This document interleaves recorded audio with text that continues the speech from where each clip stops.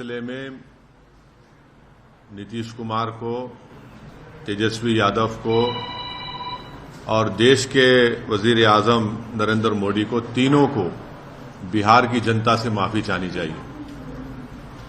और तीनों पार्टीज ने मिलकर बिहार की जनता को जो बातें की हैं और जो वादे किए थे और अपनी पॉलिटिकल आइडियोलॉजी की बात की थी, उन सब तीनों ने मिलकर बिहार की जनता को एक बहुत बड़ा धोखा दिया है।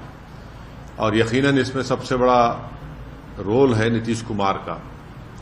नीतीश कुमार कल तक हमको गाली देते थे कि ओवैसी बी टीम है। अब नीतीश कुमार को शर्म नहीं आती उसी जगह पर जाकर बैठने के लिए जहां पर हम पर इल्जाम लगाते थे।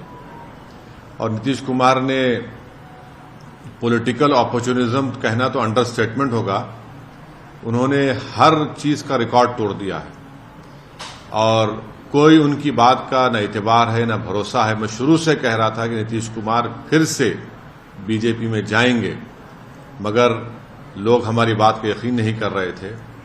अब हम तेजस्वी यादव से पूछना चाह रहे हैं कि बताओ कैसा लग रहा है आपको? अभी आपने हमारे 4 एमएलएस को तोड़ा था, अब आपको कुछ दर्द हो रहा है सीने में?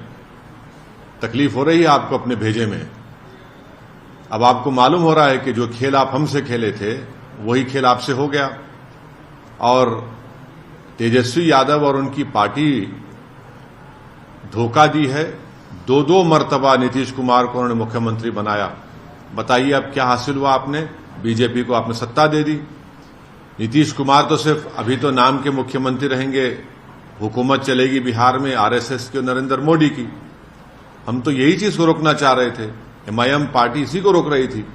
और जब हमारे सीमांचल की जनता ने एमआईएम के 5 विधायक को कामयाब किया तो हमने तो जब उनके स्पीकर के इलेक्शन में तायद की थी गठबंधन के। मगर तेजस्वी यादव को और उनके परिवार को ऐसा लगता है कि बिहार की जनता एक तरफ और उनके परिवार से कोई भी मुख्यमंत्री बन जाए।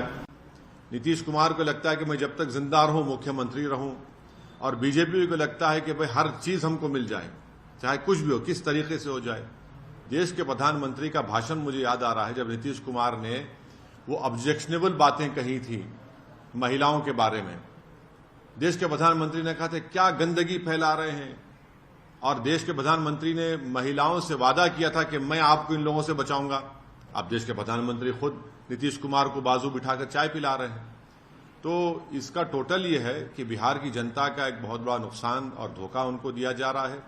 बिहार में डेवलपमेंट रुक चुका है, अफसरशाही बढ़ चुकी है, और हम तो शुरू से सीमांचल की लड़ाई लड़ते आए, लड़ते रहेंगे।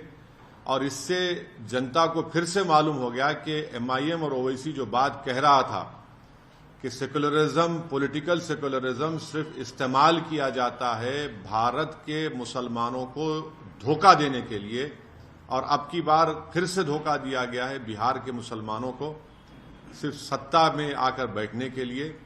मैं उम्मीद करता हूं कि न सिर्फ बिहार बल्कि पूरे देश के जो अल्पसंख्यक समाज, मुसलमान और जो हमारे सेकुलर जहन रखने वाले हिंदू, ओबीसी और दलित भाई हैं, वो देखेंगे इन चीजों को कि कैसे सेकुलरिज्म के नाम पर चुनाव में तो वोट लिया जाता है और उसके बाद फिर आपकी वोट को ले जाकर आरएसएस और मोदी के झोली में रख दिया जाता है। तो उम्मीद करते हैं कि वो इससे एक इसका नोट लेंगे और उन पार्टीज का साथ देंगे जो आपकी पॉलिटिकल लीडरशिप को डेवलप करना चाहती है।